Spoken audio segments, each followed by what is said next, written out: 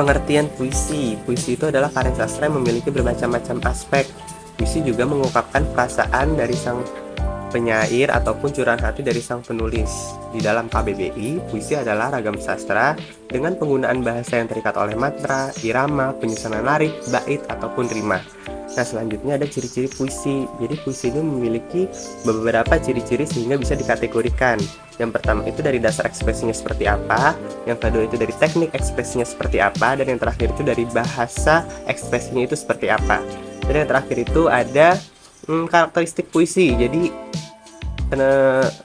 puisi itu bisa dikatakan puisi jika memiliki karakteristik seperti berikut. Yang pertama, isinya itu harus padat. Yang kedua itu sublim atau menampakkan keindahan dari puisi itu.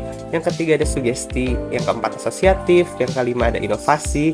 Yang keenam ada tersirat. Maksudnya ini amanat dari puisi ini harus tersirat, tidak tersurat. Yang ketujuh ada konotatif. Yang kedelapan ada irama. Yang kesembilan ada tipografi yang khas dari penulis. Yang ke-10 ada ekspresi yang khas dari penulis, ada emosi juga yang khas dari penulis. Yang ke-12 itu ada kontemplatif atau perenungan.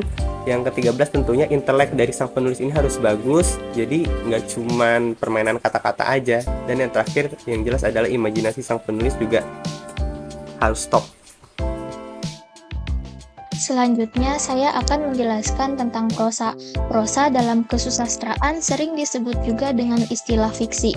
Secara umum, prosa atau fiksi memiliki arti sebuah cerita rekaan yang kisahannya mempunyai aspek tokoh, alur, tema, dan pusat pengisahan yang keseluruhannya dihasilkan oleh daya imajinasi pengarang. Kemudian, menurut Mulyadi, fiksi atau prosa adalah salah satu jenis genre sastra di samping genre lainnya. Genre lain yang dimaksud ialah puisi dan drama. Prosa termaksud karya sastra yang disebut cerpen dan novel. Selanjutnya, prosa memiliki karakteristik yang pertama, bentuknya bebas. Prosa mempunyai bentuk yang tidak terikat oleh baris, bait, suku kata, dan irama. Yang kedua, pada umumnya bentuk prosa adalah sebuah rangkaian kalimat yang membentuk suatu paragraf. Contohnya seperti dongeng, hikayat, novel, dan lainnya, dan dapat disajikan sebagai bentuk tulisan ataupun secara lisan. Yang ketiga, memiliki tema. Sebuah prosa memiliki sebuah tema yang menjadi dasar dalam sebuah cerita dan merupakan bahasan pokok di dalamnya. Yang keempat, mengalami perkembangan. Sebuah prosa akan mengalami suatu perkembangan karena dipengaruhi pada perubahan yang berada di kalangan masyarakat. Yang kelima, mempunyai urutan peristiwa. Dalam prosa, biasanya terdapat alur cerita yang menjelaskan urutan sebuah peristiwa, dan alur peristiwa tersebut berbentuk alur mundur, maju, atau campuran. Yang keenam, mempunyai tokoh di dalamnya. Di dalam prosa terdapat tokoh yaitu manusia, hewan, maupun tumbuhan, dan mempunyai suatu sifat atau sikap yaitu antagonis, protagonis, dan tokoh pembantu. Yang ketujuh, memiliki latar. Sebuah prosa mempunyai sebuah latar pada masing-masing suatu kejadian, yaitu latar tempat, waktu, dan suasana. Yang kedelapan, memiliki suatu amanat. Sebuah prosa harus memiliki sebuah amanat yang akan disampaikan kepada pembaca atau pendengarnya sehingga dapat mempengaruhi mereka. Yang kesembilan, memakai bahasa asing. Sebuah prosa dapat menggunakan bahasa asing, contohnya bahasa Inggris, bahasa Jepang, bahasa Melayu, dan bahasa asing lainnya, atau juga tidak menggunakan bahasa asing. Yang terakhir, yang ke-10, memiliki nama pengarang. Sebuah prosa pasti ada nama pengarangnya, tetapi nama pengarang tidak harus dipublikasikan. Tata cara membaca teks. Untuk tata cara membaca teks dapat mengikuti beberapa langkah sederhana, itu ada 5. Pertama, bacalah judul teks dan pikirkan tentang topik atau tema yang dibahas dalam teks tersebut. Hal ini akan membantu dalam persiapkan diri secara mental untuk memahami isi teks. Kedua, secara seksama setiap kalimat dalam teks jangan terlalu buru-buru dalam membaca, tetapi juga jangan terlalu lambat sehingga Anda dapat memahami setiap fase dengan baik. Ketiga, perhatikan struktur teks. Teks umumnya memiliki struktur yang terdiri dari pengenalan, isi, dan kesimpulan. Identifikasi bagian-bagian ini dalam teks yang Anda baca dan perhatikan secara menulis mengembangkan ide dalam setiap bagian.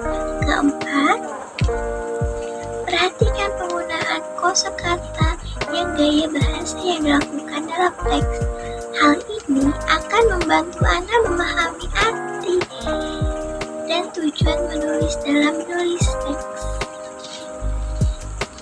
Kelima, setelah Anda selesai membaca teks, buatlah rangkuman singkat tentang apa yang Anda baca.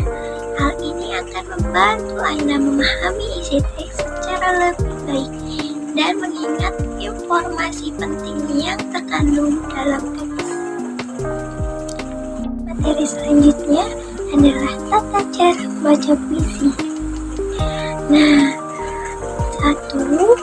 Pahami dan dalami makna yang terdapat dalam puisi.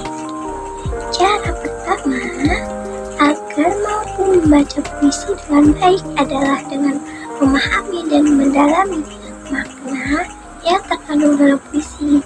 Pelajari suasana atau mood seperti ada yang kamu tangkap dalam puisi tersebut agar emosinya mampu disalurkan. Jika kamu memerlukan waktu beberapa lama untuk lebih mendalami atau memahami setiap bait puisi yang ada, maka tidak ada salahnya untuk mencoba mempersiapkan diri selama beberapa hari untuk lebih mengenali emosi serta makna yang ada di puisi tersebut.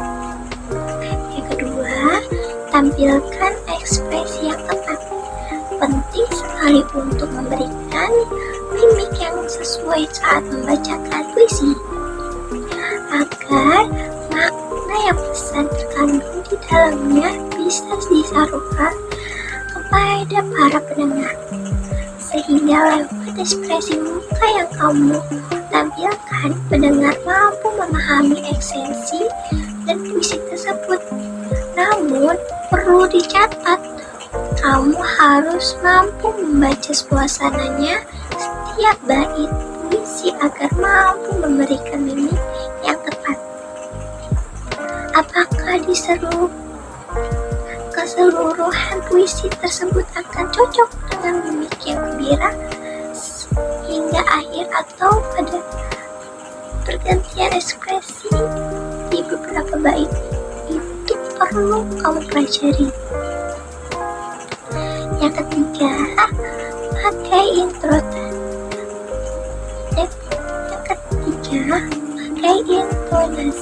yang pas. Hampir mirip dengan menggunakan mimik wajah, intonasi juga amat krusial dalam membaca puisi karena intonasi yang tepat bisa turut membawa pendengar dalam suasana puisi yang sedang dibacakan. Cara buku, baca buku sepuasnya di Gramedia, di kitab premium. Apakah puisi tersebut memberikan emosi yang sedih atau justru riang gembira? Itu bisa diperlukan memiliki intonasi.